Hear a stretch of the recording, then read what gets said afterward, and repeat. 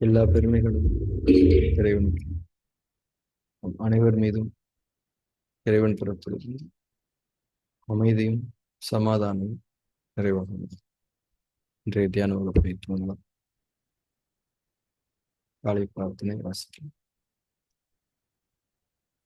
அகிலங்களின் இறைவனை, அனைத்து பெருமைகளும் போற்றுதல்களும் உன் ஒருவனுக்கே உரியது. அனைத்தின் ஆதாரமும் நீ, அனைத்தின் தொடக்கமும் நீ, அனைத்தின் முடிவுகளும் உன்னிடமே. உன்னுடைய அருட்கொடையாம் இந்த நாளை உன்னுடைய திருப்பெயரால் நான் தொடங்குகின்றேன். எனது அறிவின் மற்றும் அறியாமையின் தீங்குகளிலிருந்து உன்னிடமே நான் பாதுகாவல் வேண்டுகின்றேன்.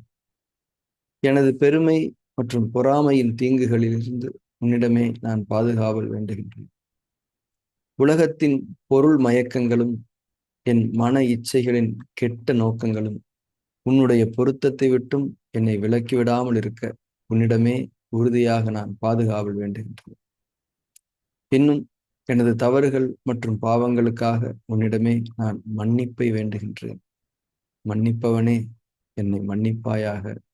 நேர் வழியில் என்னை நிலைத்திருக்க செய்வாயாக.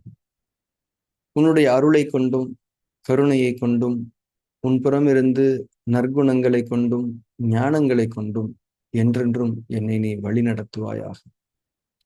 நீ என்னுடன் எப்போதும் இருந்து கொண்டிருப்பதை என்னை எப்போதும் உணர்ந்திருக்க செய்வாயாக. எனது எண்ணங்களிலும் பார்வையிலும் பேச்சுக்களிலும் செயல்களிலும் பொறுமையை கொண்டும் நன்மைகளை கொண்டும் எனக்கு வழிகாட்டுவாயாக. எனக்காக நீ நாடியிருக்கும் நன்மைகளை தவறாது நான் அடைந்து கொள்ள எனக்கு நீ உதவி செய்வாயாக. நீயே என் இறைவன், நீயே என்னுடைய பொறுப்பாளன், நீயே என் இறைஞ்சுதலை செவியேற்பவன். செவியேற்பவனே, படைப்பாளனே, புதிய படைப்பாக என்னை ஆக்கி தருவாயாக. புதிய வாழ்க்கையில் என்னை வாழ வைப்பாயாக. அமைதியும் சமாதானமும் ஆரோக்கியமும் ஞானங்களும் நன்மைகளும் மேன்மைகளும் குளிர்ச்சியும் கதகதப்பும் சோலைகளும் நீரோடைகளும் தூய உணவுகளும் உறவுகளும் நிறைந்த புத்தம் புதிய வாழ்க்கையை உன்னை கொண்டு நான் விரும்புகின்றேன். விருப்பங்களை அளிப்பவனே, ஏற்றுக்கொண்டேன் இறைவனே. புதிய வாழ்க்கையில் என்னை வாழச் செய்வாயாக. புதிய படைப்பாய் என்னை ஆக்கி தருவாயாக. உன்னுடைய அருட்கொடையாம் இந்த நாளை உன்னுடைய திருப்பெயரால் நான் தொடங்குகின்றேன். பெருமைகளும் புகழ்களும் உன் ஒருவனுக்கு.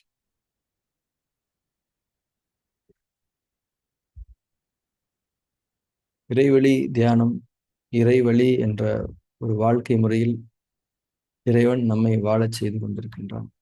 இறைவனுக்கு நாம் என்றென்றும் நன்றியுடையவர்களாக இருக்க வேண்டும். இந்த இடத்தில் சில தெளிவுகளை கொண்டவர்களாகவும் நாம் இருக்க வேண்டும்.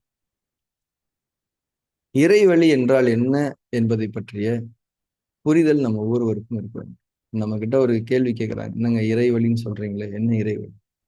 அதுக்கு நமக்கு ஒரு தெளிவான பதில் இருக்கணும் நம்ம மனசுல. வார்த்தைகளா இல்லாட்டி கூட உணர்வா அது இருக்கணும். அது ரொம்ப முக்கியம். பொதுவா இறைவழினா என்னன்னா, இறைவனை உணர்ந்து கொள்வதற்கான வழி. இறைவன் பொருந்திக் கொள்ளக்கூடிய வகையில் நம்முடைய வாழ்க்கையை வாழ்வதற்கான வழி. நம்முடைய வாழ்வின் உண்மையான நோக்கம் என்ன என்பதை மனதார உணர்ந்து கொண்டு அதன் அடிப்படையில் வாழக்கூடிய வழிமுறைகளை கொண்டதுதான் இறைவழி. நம்ம காலை பிரார்த்தனையில் சொல்ற மாதிரி, இறைவன் நமக்காக நாடி இருக்கக்கூடிய நன்மைகளை தவறாது நாம் அடைந்து கொள்வதற்கான வழி. அறியாமைகளிலிருந்தும் நம்முடைய அறிவினுடைய தீங்குகளிலிருந்தும் விலகி உயர்வான இறை ஞானங்களை அடைந்து கொள்வதற்கான வழி.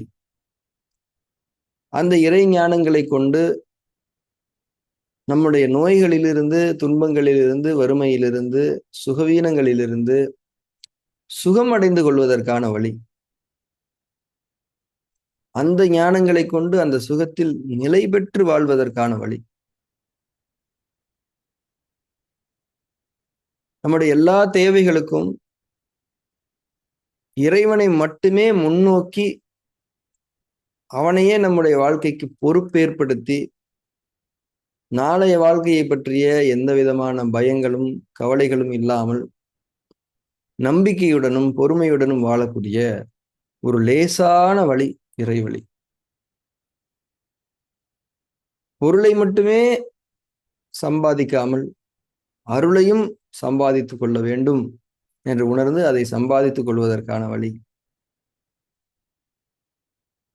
எல்லா பெருமைகளும் இறைவனுக்கு மட்டுமே தான் என்பதை தெளிவாக உணர்ந்து நம்முடைய பெருமைகளை எல்லாம் நீக்கி கொண்டு பணிவுடன் வாழக்கூடிய மிக அழகான ஒரு வழி.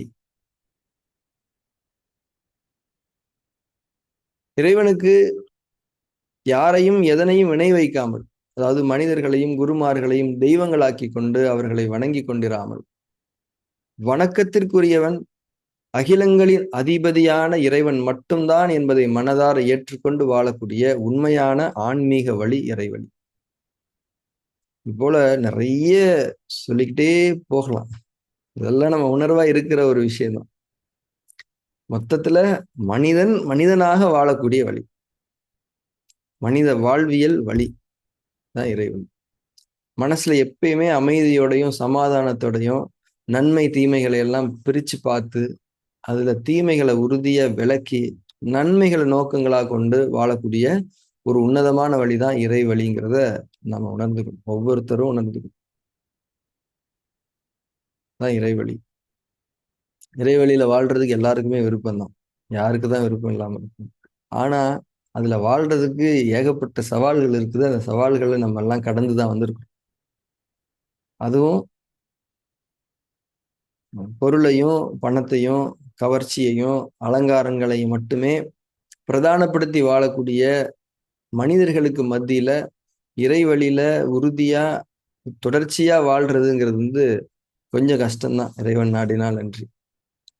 ஸோ இந்த மாதிரி சவால்களை எல்லாம் கஷ்டங்களை எல்லாம் எப்படி சமாளிக்கிறது, சமாளிச்சு இறை வழியில எப்படி தொடர்ந்து உறுதியா பயணிக்கிறதுங்கிறதுக்கான ஒரு தயார் நிலை, நம்முடைய மனதை தகுதிப்படுத்தக்கூடிய ஒரு நிலை தான் இறை வழி தியானம். ஒவ்வொரு நாளும் நம்ம ஷேர் பண்ணிட்டு இருக்கக்கூடிய இந்த டீச்சிங்ஸும் சரி, தியானமும் சரி, இந்த உலகத்துல இந்த மனிதர்களுக்கு மத்தியில இறை வழியில உறுதியா வாழ்றதுக்கு நம்மள ப்ரிப்பேர் பண்ணிக்கிறது, ஒவ்வொரு நாளுமே ப்ரிப்பேர் பண்ணிக்கிறதுக்கு உதவக்கூடிய ஒரு வழிமுறை தான் இந்த இறைவழி தியானம் அப்படின்னு நம்ம புரிஞ்சுக்கணும். பொதுவாக தியானம் அப்படிங்கிறதே மனசை செம்மைப்படுத்துறதுக்கான ஒரு வழிமுறை தான். அதுல இந்த இறைவழி தியானத்துல நம்ம என்ன டிஸ்கஸ் பண்றோம்னா, இறைவழியில நம்ம வாழ்றதுல இருந்து நம்மள விளக்கக்கூடிய அம்சங்கள் என்ன, அது எங்க இருந்து உருவாகுது, அது எப்படி வேறுபிடிச்சு நம்ம மனசுல நிக்குது, அது எப்படி நம்ம கிளியர் பண்ணணும், அது எப்படி கவுண்டர் பண்ணணும், ஒவ்வொரு நாளுமே அந்த மாதிரியான விஷயங்களை நம்ம மனசுல சேர்ந்துடாம நம்ம எப்படி தடுக்கணும். இதுதான் இறைவழி தியானத்தோட முக்கியமான கற்றல்களாக இருந்து கொண்டு இருக்கின்றன. இதுவரை நம்ம மேற்கொண்ட பயணம் அப்படித்தான் இருந்திருக்கு. அதுல இறைவழி தியானத்துல நம்ம ரொம்ப கவனமா ஒரு விஷயத்த ஃபாலோ பண்ணிட்டு இருக்கோம். இங்க எந்த விதமான சடங்குகளும் கிடையாது, சம்பிரதாயங்களும் கிடையாது, மந்திரங்களும் கிடையாது, மதம் இல்லை, பிரிவினைகள் இல்லை, வழிபாடுகள் இல்லை. முக்கியமா இங்க குருவும் கிடையாது, ஆசிரியரும் கிடையாது. இங்க இறைவழி தியான வழிமுறைகளை சொல்லித்தரக்கூடிய ஒரு மனிதரை இறைவன் அவனுடைய வேதங்கள்ல இறக்கி அருளி இருக்கக்கூடிய அந்த இறைவழிக்கான வழிகாட்டல்களை சிந்தனை அடிப்படையில் விளக்கமாக அறிவிக்கக்கூடிய ஒருவராகத்தான் அந்த ஆசிரியரையோ குருவையோ நாம் பார்க்கின்றோம். அப்படித்தான் பார்க்க வேண்டும். இதுல நம்ம ஆரம்பத்துல இருந்தே உறுதியா இருக்கும். அதாவது ஆசிரியர் அன்பிற்குரியவர், தேவைகள் உள்ளவர், ஃபீஸ் கொடுத்தா வாங்கிப்பார். இறைவன் தேவைகள் அற்றவன், இறைவனே வணக்கத்திற்குரியவன் என்பதில் ஒரு உறுதி இங்கே ஆரம்பத்திலிருந்து கடைபிடிக்கப்படுகிறது. உண்மையை சொல்லணும்னா இங்க நம்ம ஒவ்வொருத்தருக்குமே இறைவனே மானசீக குருவாக இருந்து நம்முடைய உள்ளங்களில் விளங்கி கொள்ளக்கூடிய தன்மைகளை ஏற்படுத்தி அவன் புறமிருந்து வழிகாட்டல்களை இறக்கி நம்மை இறை வழியில் வாழ வைத்துக் கொண்டிருக்கின்றான் என்பதுதான் இந்த இறைவழி தியானத்தினுடைய அடிப்படை கோட்பாடு.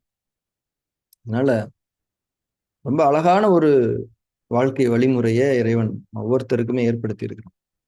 அதனால எப்பயுமே சொல்ற மாதிரி இறைவனுக்கு நாம ஒவ்வொரு க்ஷணமுமே நன்றியோடு இருக்க வேண்டும். வேற ஒண்ணுமே கிடையாது. அந்த நன்றி உணர்வு தான் நம்மளை பாதுகாக்கும். வேற ஒண்ணுமே இல்லை. இறை வழியில இன்னும் இன்னும் நாம உறுதியா பயணிக்கணுன்ற ஒரு விருப்பத்தோட இன்றைய தியான செயல்முறை நம்ம தொடங்கலாம். நம் அனைவரும் நம்முடைய கண்களை மூடி புற உலகத்திலிருந்து விலகி நம்முடைய அக உலகத்திற்குள் பிரவேசிக்கலாம். நமக்கான உலகம், நமக்காகவே பிரத்யேகமாக நம்முடைய படைப்பாளன், நம்முடைய இறைவன் படைத்து வைத்திருக்கக்கூடிய ஒரு உலகம், அக உலகம். கண்களை மூடி அந்த அற்புதமான அக உலகத்திற்குள் பிரவேசிப்போம். உலகத்தின் அடையாளங்கள் அனைத்தையும் துறந்துவிட்டு அந்த அக உலகத்தில் நாம் பிரவேசிப்போம். ஆண், பெண், மதம், சாதி, தகுதிகள், படிப்புகள், சொத்துக்கள், பொருளாதாரங்கள், எந்த உலகத்தின் அடிப்படையிலான அடையாளங்களும் நமக்கு வேண்டாம். நாம் ஒரு படைப்பு, படைப்பாளனை சந்திப்பதற்காக அக உலகத்திற்குள் விருப்பத்தோடு நாம் செல்லுகின்றோம் என்பதாகவே நம்முடைய நிலைப்பாடு இருக்க வேண்டும். உடலை அதிஷ்டானாவில் நிலைப்படுத்திக் கொள்ளுங்கள். இறுக்கங்கள் ஏதும் இல்லாத முற்றிலும் தளர்வான அசைவுகளற்ற ஒரு சுகமான இருக்கை நிலையில் உடலை நிலைப்படுத்துங்கள். அதிஷ்டானா இது.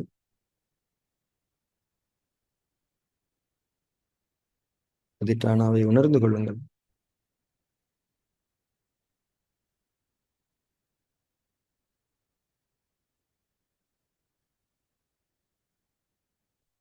மூச்சின் மீது கவனம் இருக்கட்டும். இயல்பான உள்மூச்சு, இயல்பான வெளிமூச்சு நடக்கட்டும். மூச்சின் மீது கவனம் இருக்கட்டும்.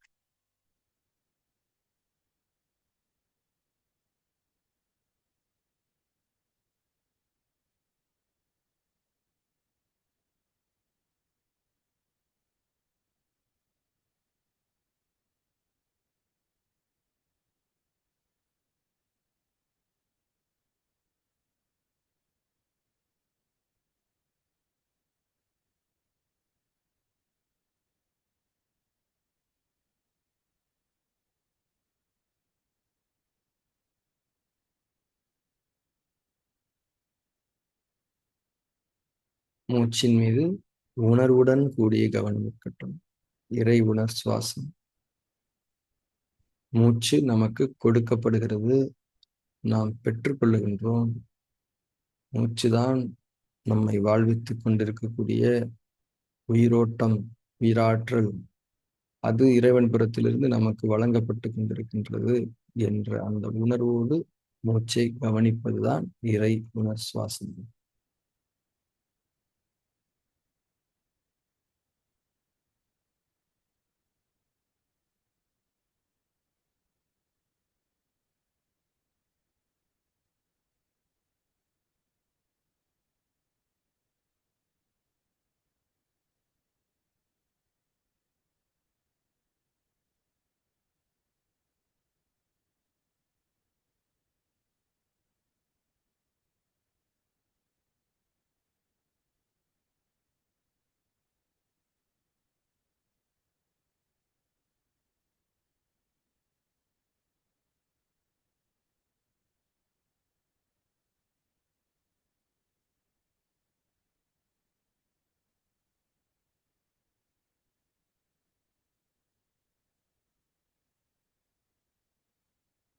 மூச்சின் மீது உணர்வுடன் கூடிய கவனம் இருக்கட்டும். ஒவ்வொரு உள்மூச்சின் மீதும் உணர்வுடன் கூடிய கவனம். இறைவன் எனக்காக பிரத்யேகமாக இந்த மூச்சு எனும் உயிரை படைத்து எனக்கு தந்து கொண்டிருக்கின்றான் என்ற அந்த உணர்வை ஒவ்வொரு மூச்சிலும் கொள்ள வேண்டும்.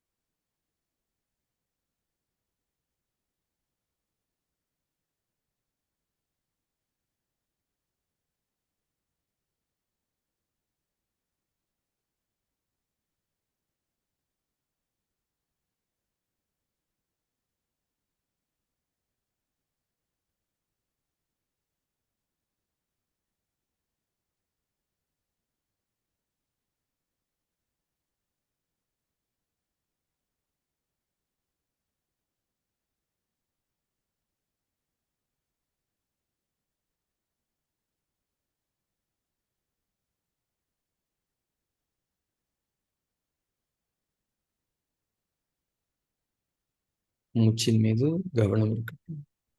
உணர்வுடன் கூடிய கவனம்.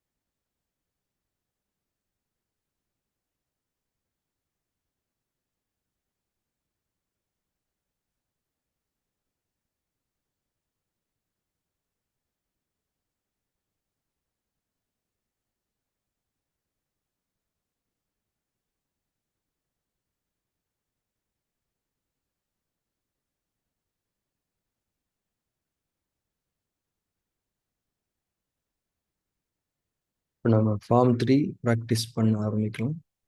லெசன் 3யோட டீச்சிங்ஸ் ஞாபகப்படுத்தி பார்த்துக்கோங்க. சாட்சி பாவனையில் நிலை பெற வேண்டும். கவனங்களிலிருந்து தளர்ந்து கொள்ளுங்கள். ஒரு பார்வையாளராக உங்களை நிலைப்படுத்திக் கொள்ளுங்கள். உங்கள் மனதிலும் உடலிலும் உங்களுடைய புற சூழலிலும் நிகழக்கூடிய எந்த ஒரு நிகழ்வு குறித்தும் நீங்கள் தூரமாக விலகி இருங்கள். அந்நிகழ்வுகளுக்கு நீங்கள் பதிலளிக்க வேண்டாம், ஈடுபாடு கொள்ள வேண்டாம். ஒரு பார்வையாளராக அவைகளை வெறுமனே பார்த்து கொண்டிருங்கள். அதிட்டானாவை உறுதியாக பேணிக் கொள்ளுங்கள். சாட்சி பாவனையில் நிலைத்திருக்கலாம். முக்கியமாக எண்ணங்கள், சென்சேஷன்ஸ், இந்த 2 விஷயங்கள் எந்த விதமான ரெஸ்பான்ஸும் கொடுக்கப்படக்கூடாது. உயிராற்றல் பெருக்கம் நம்முடைய உள் சூழலில் ஏற்படுகிறது. அது நமக்கு நன்மைகளை செய்யும். கெட்ட பதிவுகளை, கெட்ட சக்திகளை நீக்கக்கூடிய வல்லமை கொண்ட உயிராற்றலை நாம் நம்முடைய அகசூழலுக்குள் நிறைவாக்கி கொள்ளக்கூடிய ஒரு வழிமுறை சாட்சி பாவனை. ஃபார்ம் 3 பிராக்டிஸ் தொடங்கும்.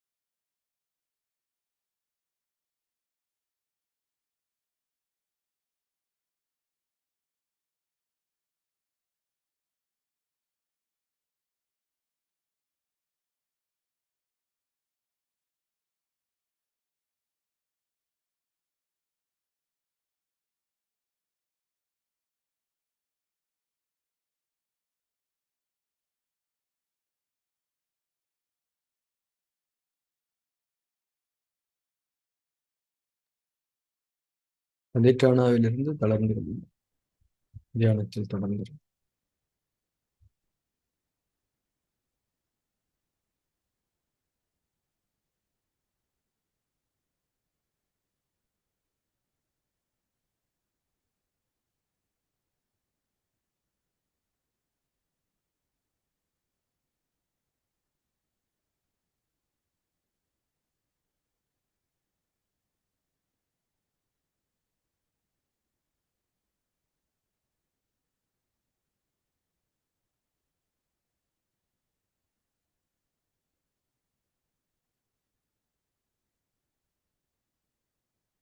நம் தியானத்தை நிறைவு செய்து கொள்ளலாம்.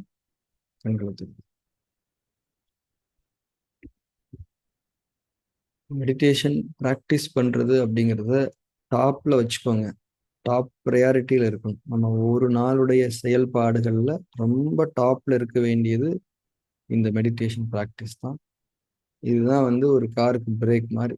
பிரேக் பக்கத்துலேயே இருந்தால் தானே, இப்போ ஆக்சிலேட்டரில் கால் வச்சுருக்கோம், ஃபாஸ்ட்டாக போயிட்டுருக்கோம். பிரேக் பக்கத்துலேயே இருந்தால் தான் எனி டைம் நீங்கள் பண்ண முடியும். பிரேக் பாட்டுக்கு பேக் சீட்டில் போய் உட்காந்துருந்தா என்ன பண்ணுவீங்க? இந்த மாதிரி தியானம் அப்படிங்கிறது நம்ம கூடயே இருக்கணும்னா டெய்லி அதை ப்ராக்டிஸ் பண்ணால் தான் கூடயே இருக்கும். அதுதான் பிரேக் மாதிரி. அந்த ப்ரையாரிட்டியை வந்து என்றைக்குமே மிஸ் பண்ண வேண்டாம். அண்டு அதே நேரத்தில் இந்த ஒவ்வொரு மெடிடேஷன் செஷன்லையுமே நம்ம கொடுக்கக்கூடிய டீச்சிங் இருக்கு இல்லையா, இந்த டீச்சிங் வந்து எப்படி நமக்கு உதவி செய்யுதுன்னா, இதுவுமே மனம் ரெண்டுடைய கெட்ட பதிவுகளை பலம் இழக்க செய்யறதுக்கு ஹெல்ப் பண்ணும். ஏன்னா நம்ம நல்ல டீச்சிங்ஸ் எடுத்துக்க எடுத்துக்க எடுத்துக்க கெட்ட விஷயங்கள் வெளியே போகும். சாட்சி பாவனையில மட்டும் அது வெளியே போகல, நல்ல விஷயங்கள் உள்ள போகும்போதும் அது வெளியே போகுதுன்றத நம்ம புரிஞ்சுக்கணும். அண்டு இந்த ஜூன் மாசத்துல இருந்து நம்ம இந்த இறைவழி தியான வகுப்புகள்ல ஒரு சிறிய ஆட் ஆன் பண்ண போறோம். அது என்னன்னா, இந்த இப்ப இந்த ஏஐ எல்லாம் வந்துட்டதுனால நம்ம டீம்ல வந்து நிறைய இன்புட்ஸ் கொடுத்துருக்காங்க. இந்த டிஎம்எஸ் செஷனோட இன்றைய நிகழ்வு முக்கியமான நிகழ்வுகளுடைய ஆங்கில மொழியாக்கத்தினுடைய ஒரு சம்மரி அதை வந்து போஸ்ட் பண்றோம். தமிழ் தெரியாதவங்க, படிக்க தெரியாதவங்க, அல்லது நீங்க வேற யாருக்கிட்டையாவது இதை கொண்டு போய் சேர்க்கணும்னு விருப்பப்பட்டீங்கன்னா, அந்த ஆங்கில மொழியில இன்னைக்கு நம்ம பேசின இந்த சம்மரியை வந்து இன்னைக்கு ஈவினிங் அவங்களுக்கு வந்து இந்த கிளாஸ் முடிஞ்சதுலேருந்து ஒரு 6 ஹவர்ஸ் 8 ஹவர்ஸ் டைம் கேட்டிருக்காங்க. ஸோ அது கொடுக்கப்படும். அது ஒரு முயற்சி பண்ணுவோம். ஏன்னா நிறைய பேருக்கு ஆங்கிலத்தில் கேட்குறாங்க இல்லையா, அவங்களுக்காக ஒரு சின்ன ஆட் ஆன் பண்ணியிருக்கிறோம். எல்லாமே உங்களுடைய சப்போர்ட்ஸ்னால ஒவ்வொரு விஷயமா நடக்குது. Thank you very much. நாளைய தியான வகுப்பில் நாம் சந்திக்கலாம். நல்லா புகழும் இறைவனுக்கு.